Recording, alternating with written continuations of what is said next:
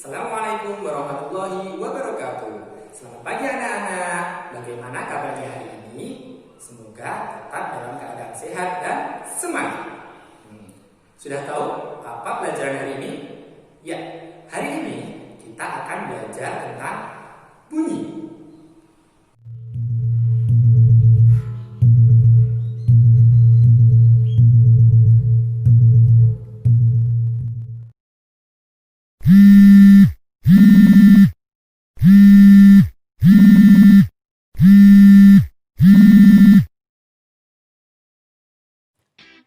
Bunyi. Apa sih itu bunyi? Ya, dari kedua video di depan, gong yang dipukul mengeluarkan bunyi. Dan juga HP yang dalam mode diam ketika bergetar juga mengeluarkan bunyi.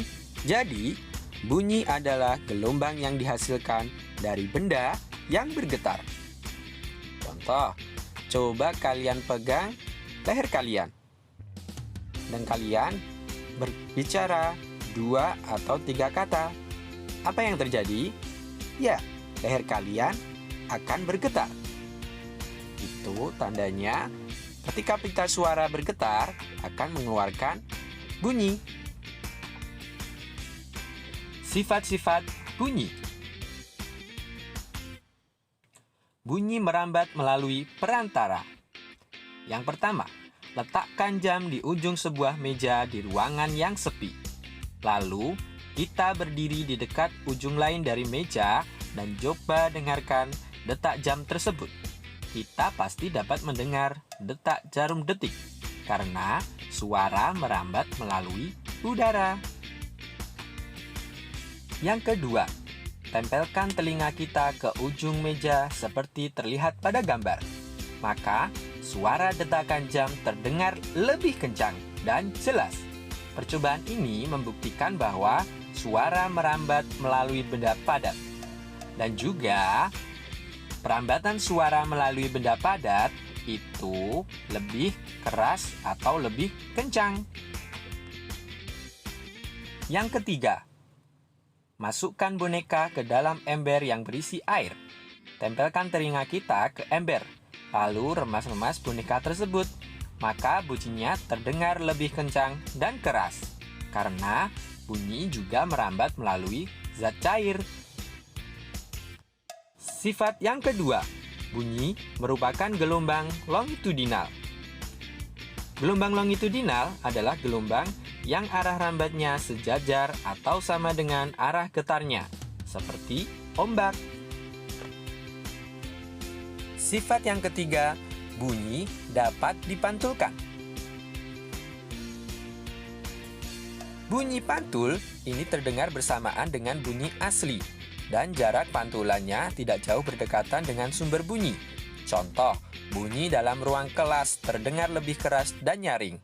Bunyi percikan air keran dalam kamar mandi terdengar lebih keras karena kita ada di dalam ruangan. Contoh bunyi pantul ada 2. Yang pertama, gaung. Bunyi pantul yang terdengar hampir bersamaan dengan bunyi asli sehingga bunyi terpantul berulang-ulang. Contohnya, kalau kita lihat film di bioskop, itu pasti ada peredam suara. Karena apa? Kalau tidak ada peredam suara, suara itu akan terpantul berulang-ulang. Yang kedua, gema. Bunyi pantul yang terdengar setelah bunyi asli. Contohnya, bunyi pantul yang dihasilkan oleh dinding antar bangunan dan dasar suatu ruangan. Coba, kalian main ke tempat yang lapang atau sawah. Setelah itu, kalian teriak yang sekencang-kencangnya. Pasti suara kalian akan kembali lagi. Horor kan? Yang ketiga, bunyi mengalami pembiasan. Bunyi adalah mengalami pembiasan refraksi. Contohnya adalah fenomena petir yang terdengar lebih keras pada malam hari dibanding siang hari. Selanjutnya, kita akan belajar tentang jenis bunyi. Bunyi dihasilkan dari benda-benda yang bergetar. banyaknya getaran pada benda tersebut dalam 1 detik dinamakan frekuensi. Frekuensi bunyi dinyatakan dengan nilai dalam satuan Hertz.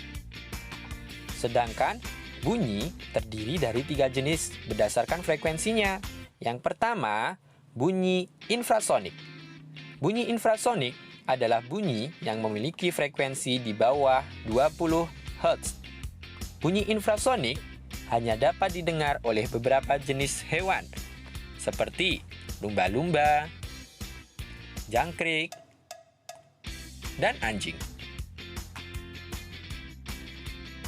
Jenis bunyi yang kedua adalah bunyi audiosonik. Bunyi audiosonik adalah bunyi yang memiliki frekuensi antara 20 sampai 20.000 Hz. Bunyi ini dapat didengar oleh manusia. Akan tetapi, manusia lebih peka terhadap bunyi yang memiliki frekuensi 50 Hz saat berbisik, 1000 Hz ketika berbicara normal, dan 10.000 Hz saat berteriak. Contoh yang ketiga, bunyi ultrasonik. Bunyi ultrasonik adalah bunyi yang memiliki frekuensi di atas 20.000 Hz. Bunyi ultrasonik hanya dapat didengar oleh beberapa jenis hewan, seperti kelelawar, paus, tikus, dan katak. Nah, sampai sini kita sudah belajar apa itu bunyi, sumber bunyi, sifat-sifat bunyi, dan jenis bunyi. Semoga pelajaran hari ini bisa kita serap dengan baik. Sampai bertemu di pertemuan selanjutnya. Assalamualaikum warahmatullahi wabarakatuh.